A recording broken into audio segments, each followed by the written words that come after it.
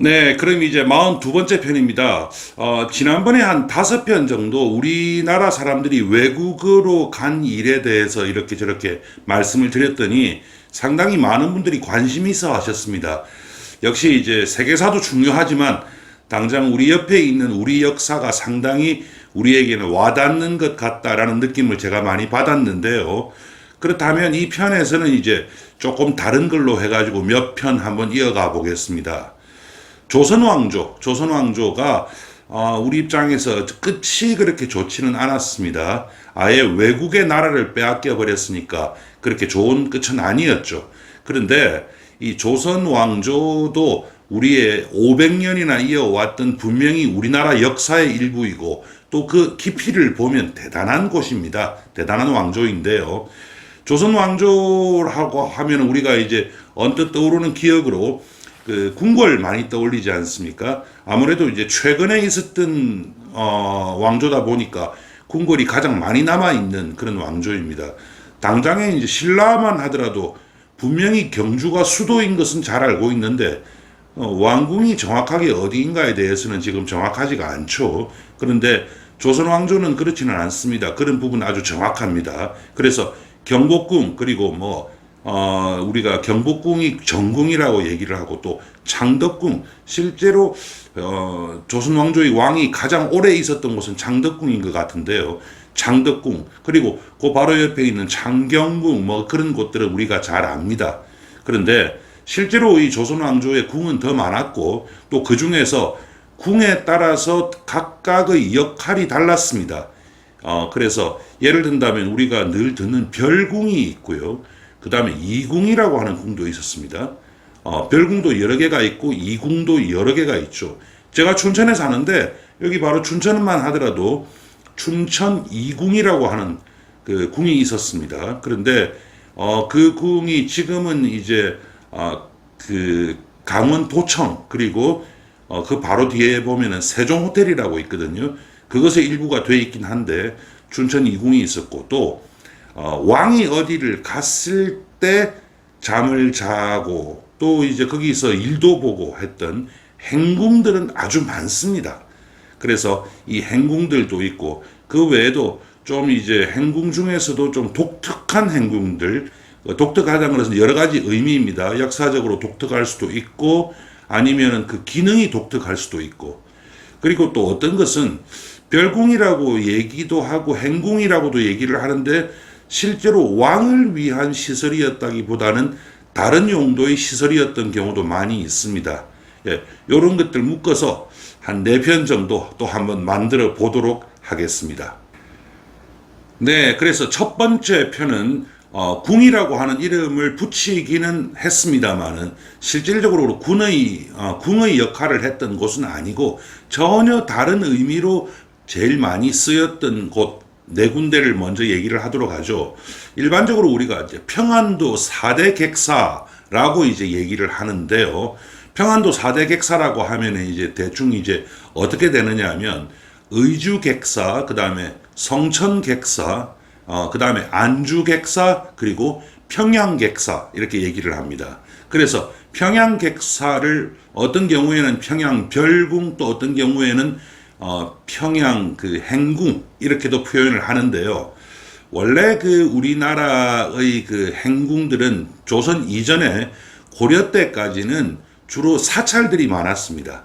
왜냐하면 그때만 해도 이제 불교 국가지 않습니까? 그래서 사찰이 전국 어디에 가나 깔려 있었고 그러다 보니까 사찰에 이제 임금이 가서 묵는 경우가 많았거든요. 그래서 무신의 난 때도 보면 이제 보현원에 가고 했던 얘기가 나오는데 거기가 다 사찰이었습니다. 그러다가 조선에 들어오면서 시내 중심부 사찰들이 거의 사라지게 되죠. 예, 그러면서 사찰형 행궁들이 많이 사라지고 몇 개밖에 남지 않고 대개는 아주 독립된 형태, 사찰로부터 독립된 새로운 행궁들로 만들어지게 됩니다. 그런데 지금 말씀드리는 평안도 4대 객사라고 하는 곳, 그 중에서 궁이라는 이름을 붙인 곳은 대충 평양객사 하나 정도가 아닐까 하는데 보통 객사라고 하기에는 여기는 아주 시설이 좋고 큽니다. 이유가 있지 않겠어요? 거기가 바로 중국 사신들이 명나라나 청나라의 사신들이 우리나라 서울로 오는 길이었습니다. 그러다 보니까 거기서 접대도 잘해야 되고 해서 상당히 시설이 잘 되어 있습니다. 그래서 그 4대 객사에 대해서 한번 알아보도록 하겠습니다. 네, 북한 얘기니까 아무래도 그 구글 지도가 조금 낫습니다. 중국에 이제 사신이 출발을 하면 북경에서 오지 않겠어요? 그러면 이 사람들이 우리나라 사신이 가는 방향하고 정반대겠죠? 그렇게 해서 이제 심양 거쳐가지고 이렇게 여기에서 들어왔을 겁니다. 그러면은 여기에 이제 신의주시가 있고 여기 의주군이 있습니다. 그런데 이 의주에 바로 조금 이따가 제가 사진 보여드리겠습니다만은 의주 객사가 있었던 겁니다. 그리고 의주 행궁이기도 했는데 실제로 이 사람들이 강을 건너자마자 여기서 하루 쉬지는 않았던 것 같습니다. 계속 쭉 내려갔던 것 같습니다. 그래서 여기에 의주 행궁을 이용한 것은 딱 한 번, 그것도 중국 사신이 아니고 임진왜란 때 우리나라 그 선조 대왕이 이쪽으로 도망을 쳤잖아요. 그래가지고 여기에서 강을 건너느냐 마느냐를 가지고 내부에서 아주 그 심하게 싸웠는데 이건 신의주고 그 당시에는 여기였습니다. 그래서 의주군 여기에 의주 객사가 있었다라는 이야기고요. 그 다음에 여기에 이제 쭉 길을 따라 이렇게 내려왔을 거예요. 그래가지고 지금 이제 말씀드리는 데가 여기 안주입니다. 안주는 지금은 이제 물론 지금도 이제 시기는 한데 지금 여기 신안주라고 해가지고 물론 옛날만은 못하지만 지금도 북한에서 상당히 중요한 도시 중에 하나입니다. 그래서 지금 이렇게 보면은 평양에서 회천으로 가는 고속도로가 이렇게 안주를 통과를 하죠.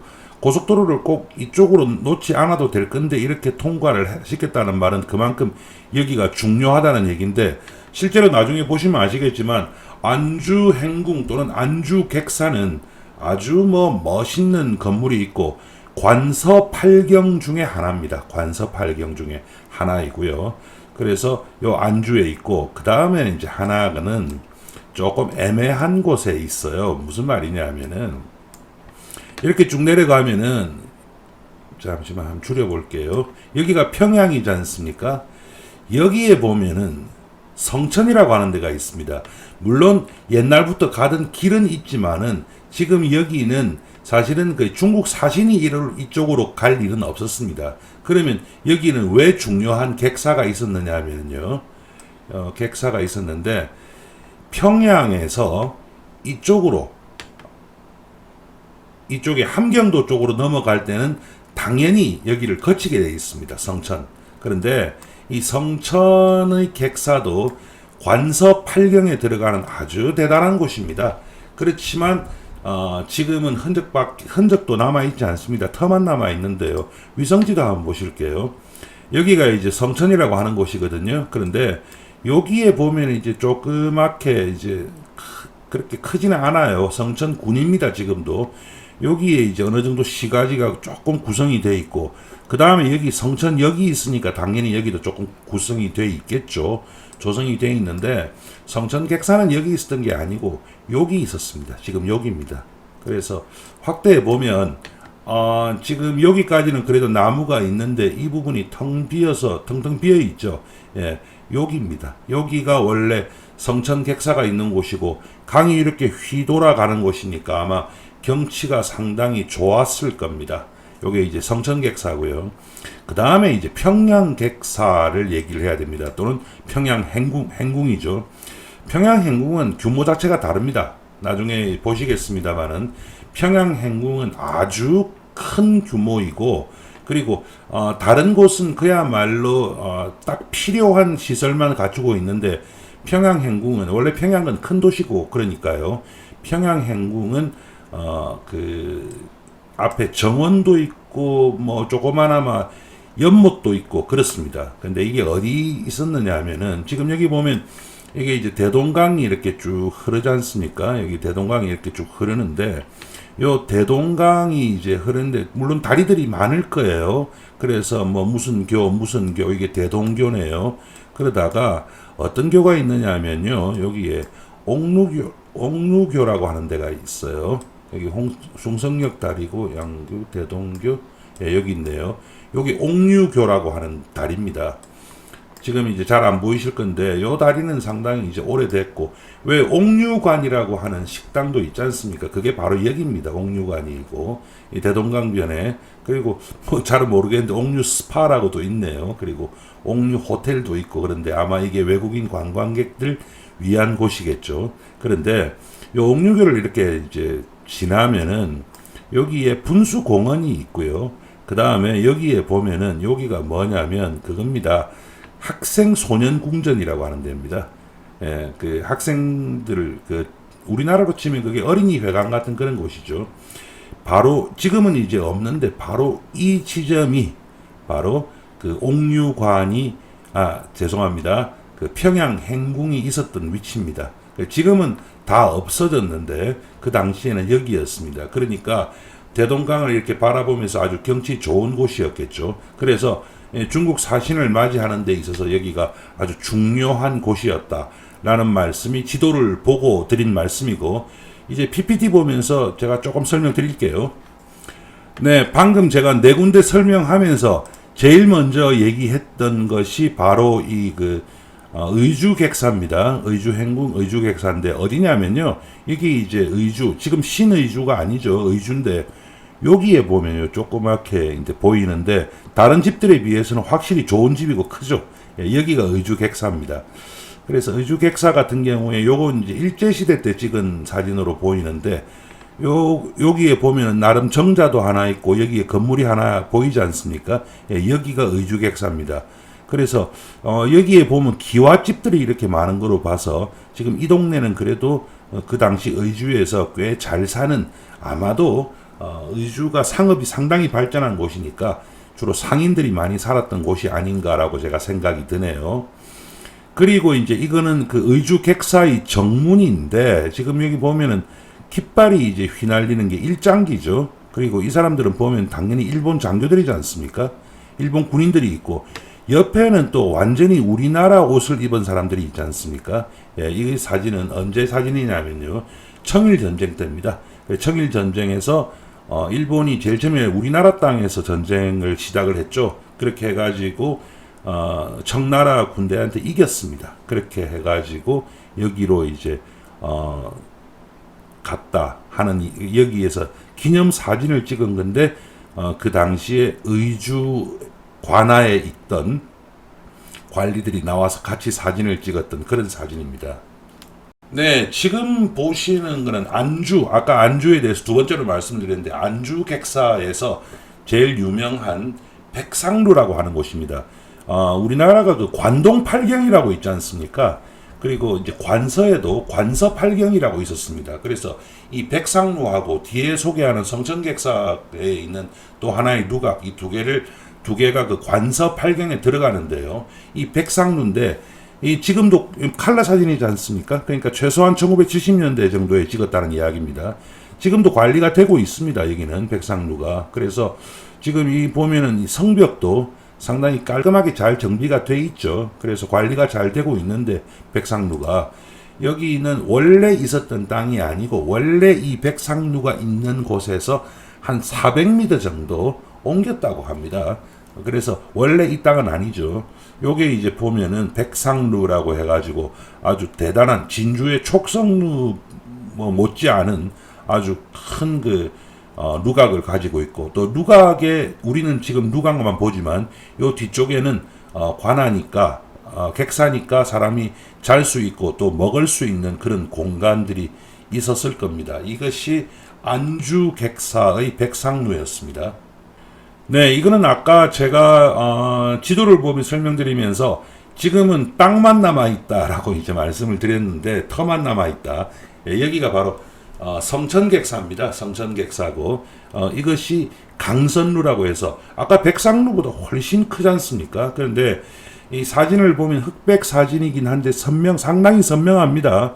그렇게 해가지고 이게 6.25 때 폭격받아서 완전히 소실되었는데 여기는 다시 그 재건을 하지 않았던 모양입니다. 그리고 여기에 보면은 배가 있는데 나룻배죠. 예.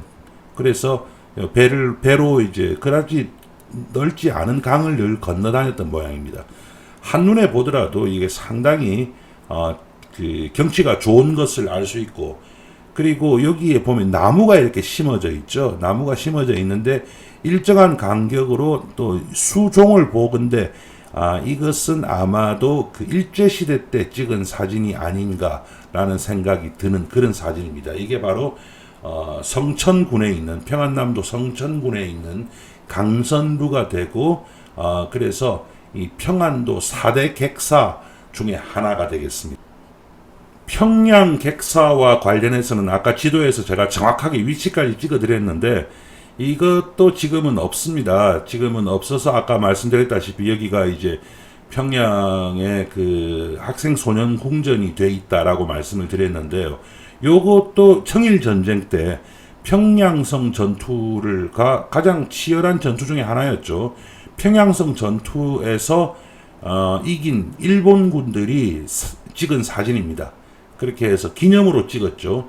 기념으로 찍은 사진인데 아마도 지금 여기에 보면은 요 사람들이 일본군들 같고, 그리고 이 사람들은 일본군 그리고 우리나라 노무자들 같죠. 그리고 여기 이게 아마 쌀일 겁니다.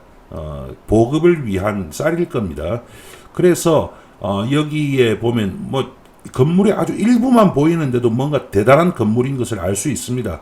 그리고 계단도 이렇게 돼 있고 하는 거 보면, 섬돌이 돼 있고 하는 거 보면 아주 이건 뭐 대단한 건물인 거 알 수 있는데, 아까 지도 보면서 말씀드렸다시피 여기는 그 당시에 이미 연못도 있고 제법 큰 정원도 있고 한 아주 중요한 행궁이었다. 그래서 평양 객사는 일반적으로 평양 객사라는 말보다 평양 행궁이라고 하는 말을 더 많이 씁니다.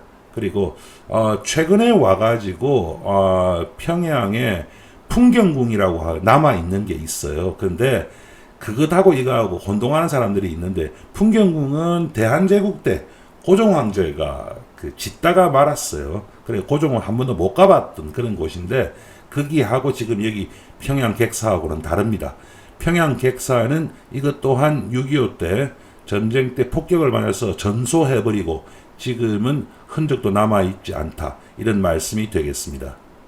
네, 42번째 편이었습니다. 4대 객사, 평안도 4대 객사에 대해서 알아봤는데, 뭐, 지금 남아있는 것은 거의 없다고 보시면 되는데요. 하지만, 다행히도 옛날 사진이 한 두어 장 남아있어서 그 모습을 대충 짐작은 할 수 있습니다. 그냥 객사라고 하기에는 아주 시설이 좋았다는 것을 느끼실 수 있었을 텐데, 그것을 보시고 나서 어떻게 생각을 하시는지 모르겠습니다. 조선시대 궁에 대해서 또 이제 다음 편도 또 계속됩니다. 예, 다음 편에서 뵙도록 하겠습니다. 오늘 준비한 거 여기까지고요. 예, 봐주셔서 감사합니다.